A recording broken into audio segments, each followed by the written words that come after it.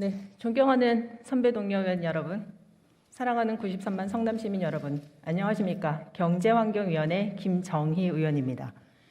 7월 19일 오늘 성남시 민간 배달앱 5개가 성남사랑 상품권 통합 플랫폼 모바일 차게 제휴 서비스를 탑재해 온라인 주문 배달 서비스를 시작합니다.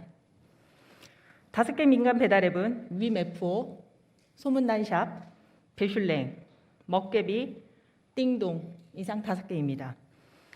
불과 3, 4년 전만 해도 직접 전화를 걸어서 음식을 주문하고 배달받는 구조였고 배달비를 지불한다는 건 상상하지도 못했습니다. 그러나 코로나 이후에는 배달의 민족이다, 625, 쿠팡이츠 이 3대 주요 배달앱을 통하여 주문하고 배달비는 주문과 동시에 함께 결제되는 시스템으로 정착이 되었습니다.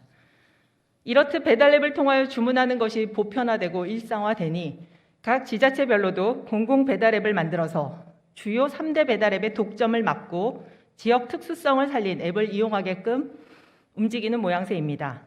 자료 보시겠습니다.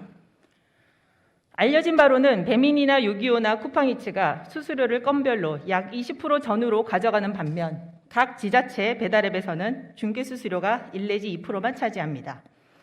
이것은 코로나 이후 특히 더 어려운 소상공인들을 위한 방법이라고 하며 각 지자체마다 수수료 인하에 열을 올리고 있습니다. 가령 월 1,000만 원 배달 매출의 점주들은 최대 월 180만 원 정도를 아끼게 되는 것이니까요. 당연히 점주들은 지자체 배달을 많이 받아야겠죠. 두 번째 자료입니다. 네. 이렇게 각 지자체별로 경쟁이라도 하듯이 배달 공공 앱을 만드는 건 과연 소상공인들과 소비자들에게 경쟁력과 현실성이 있는 걸까요? 다음 자료 보시겠습니다. 식당을 운영하면서 배민을 이용하시는 어느 점주의 매출 리포트입니다. 일주일간 배달 매출은 38만 500원이고 배민에 지급한 수수료는 부가세 포함 8만 1,556원입니다.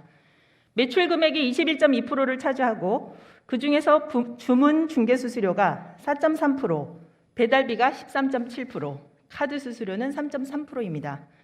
수수료를 100으로 봤을 때 배달비가 64%나 차지하고 배달비는 오르면 올랐지 내릴 수 없는 게 현실이고 지자체 공공앱에서도 배달비는 줄일 수 없는 고정 비용이며 주문 고객이 적은 공공앱의 배달비는 오히려 상승할 수 있습니다.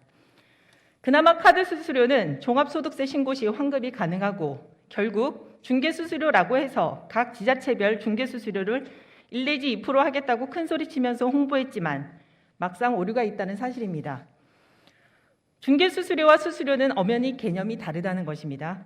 마치 중개수수료가 수수료 전체로 비추어지는 부분은 분명히 잘못된 내용입니다. 그렇다면 점주들이 수익에 별 차이 없는 유명하지도 않은 익숙하지도 않은 배달앱을 사용해 가면서 콜을 받으려고 할까요? 자, 여기서 성남시 배달앱에 대하여 생각해 보겠습니다.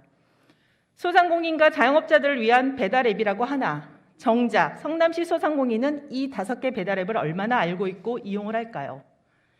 그리고 3대 배달앱은 점주에게 고객 데이터베이스는 제공하지 않으나 실시간으로 SNS를 통하여 매출 및 고객 성향 분석 리포트를 실시간으로 제공하고 있기에 큰 불편이 없습니다.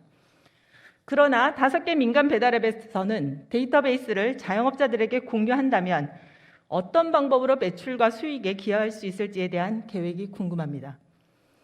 성남 시민에게는 착을 통하여 모바일 상품권 최대 10% 할인 구매함으로써 혜택이 가지만 정작 소상공인과 자영업자에게 비용 절감의 혜택을 주기 위해서 시행한 것이라 하지만 그저 이슈에 따라서 움직이는 전형적인 탁상 행정의 보여주기 쇼인 것입니다.